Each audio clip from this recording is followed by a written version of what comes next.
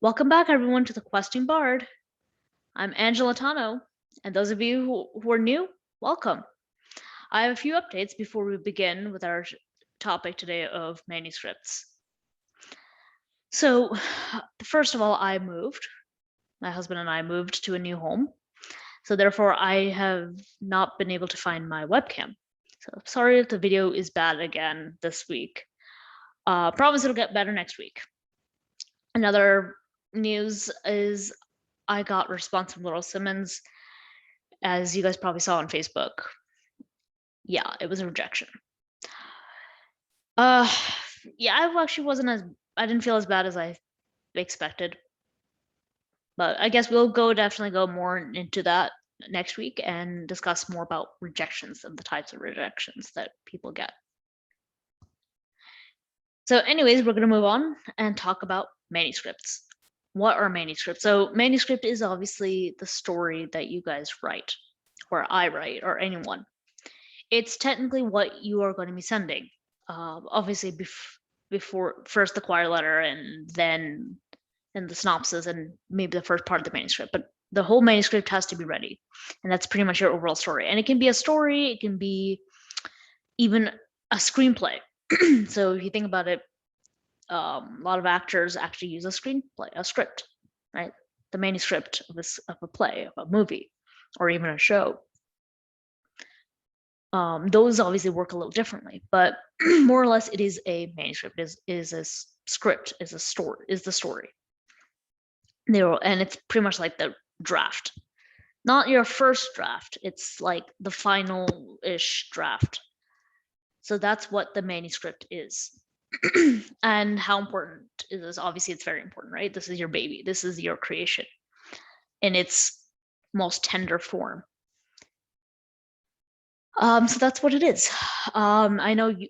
So a lot of you guys are wondering, wow, you guys you're at the submission stage of the game and all that. Like, how many years did it take? And I get started and I can never really see myself getting through it. I quit halfway through or a few chapters in, and I get it. It definitely feels like that. I was once in you guys' shoes. It was very, very similar, and it takes a lot of work. It definitely takes a lot of work. I was like you guys, just started writing. And this one particularly was not my first one. I've done a couple before when I was in high school. You're like, oh my god, you did in high school, you wrote like so many. And I'm like, yeah, but they weren't like legit. They weren't legit in terms of like, okay, it was a story and I was creating it with the intention of publishing it, but there were a lot of flaws with those.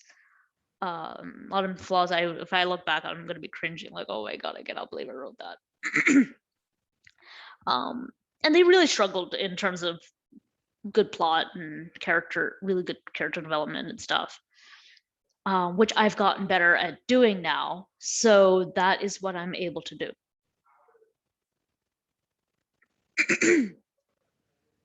So you guys are wondering, how do I get from just giving up in the first few chapters, right? So what does it take? And it takes a lot of practice, a lot of patience, okay? It definitely takes a lot of work. Okay. And I'm not asking you to quit your day job and stuff like that. No, definitely don't quit your day job. You need to committing to your day job. The importance of this is a job, but it's like people will think of it as a hobby. And you need to kind of think of it as both. It is your hobby, it is something you're passionate, but you have to kind of think of it as a second day job. If you don't, you're never going to commit. And trust me, a lot of people are like, it's not really a day job, it's not like a second job. You're not getting paid or anything, but it is a job. If you want to publish, you gotta act like it's a job.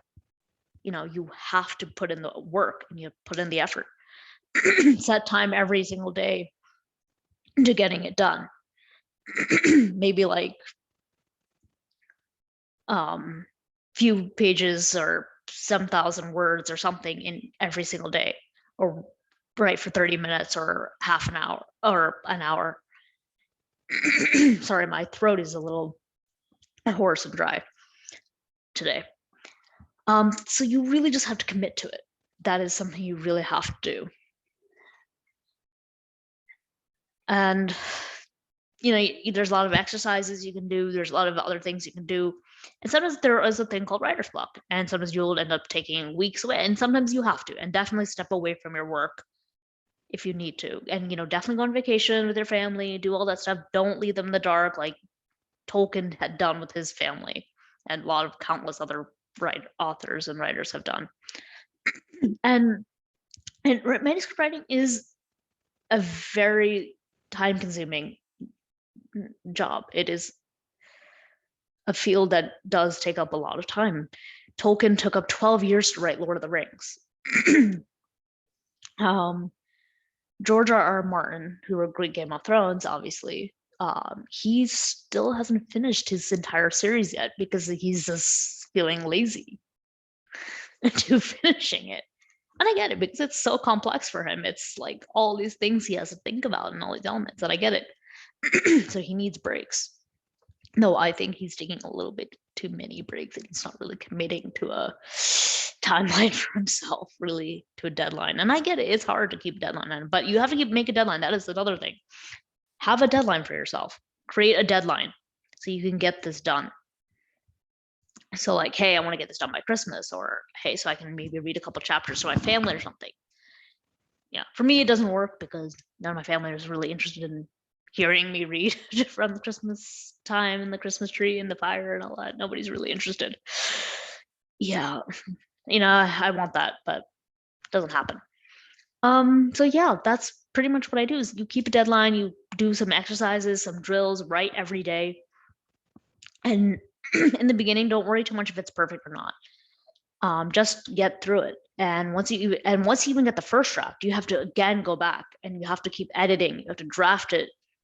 And you definitely want someone to look it over.